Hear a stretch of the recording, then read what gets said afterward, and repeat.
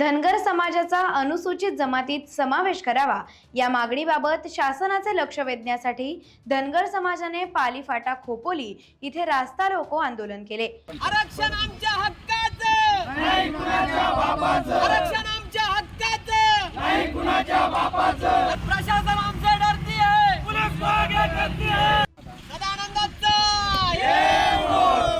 1956 साली अनुसूचित जातीच्या यादीत धनगर जमात दाखल झाली। त्यामुळे मूर धनगर समाज आरक्षणापासून वंचित राहिला। धनगर जमात ही 1956 पूर्वीपासून व आज देखील अस्तित्वात नाही, हे राज्य सरकारच्या वतीने न्यायालयात देखील स्पष्ट केले आहे, असे हबप डॉक्टर अण्णासाहेब बाचकर यांनी यावेळी सांगितले। जी घटना दिली त्या घटनेमध्ये एसटीच्या 48 जाती आहे, त्याच्यात 36 नंबरला धनगर समाजाचा ओरान धनगर म्हणून हा उल्लेख आहे आणि 47 जाती एसटीचा लाभ घेत आहे। गेल्या 70 वर्षापासून धनगर समाजाला आरक्षणाचा लाभ मिळालेला नाही। खऱ्या अर्थाने डॉक्टर बाबासाहेब आंबेडकरांनी ही दिलेले आम्हाला आरक्षण आहे हे मिळालं पाहिजे, म्हणून गेल्या 70 वर्षापासून सातत्याने धनगर समाजाचे आमचे ज्येष्ठ आजोबा पंजोबा हे सातत्याने प्रयत्न करीत होते, तरी आम्हाला मिळालं नाही।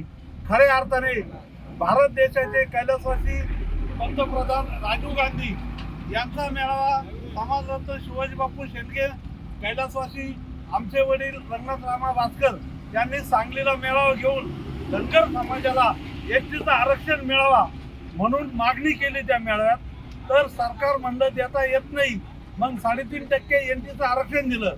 आजपर्यंत आम्ही महाराष्ट्रात एनटी दे, केंद्रामध्ये ओबीसी दे आणि डॉक्टर बाबासाहेब आंबेडकरांनी जी घटना दिली त्या घटनेमध्ये आम्ही 47 नंबरला एसटी मध्ये 36 नंबरला आमचा उल्लेख आहे, पण आम्हाला लाभ मिळाला नाही।